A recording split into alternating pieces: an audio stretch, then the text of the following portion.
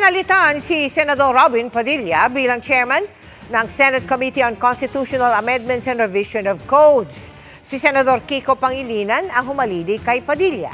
Walang tumutol sa motion kahapon ni Deputy Majority Leader J.V. Ejercito na i-elect sa posisyon si Pangilinan.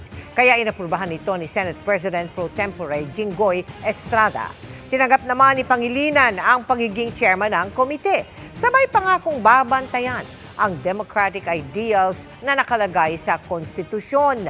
Si Pangilinan ay isang abogado na dati nang naging chairman ng naturang komite na nangangasiwa sa anumang may kinalaman sa pag-amyenda sa konstitusyon. Tumanggi namang magbigay ng pahayag si Padilla na chairman ng Committee on Cultural Communities and Muslim Affairs, pati ng Committee on Public Information and Mass Media.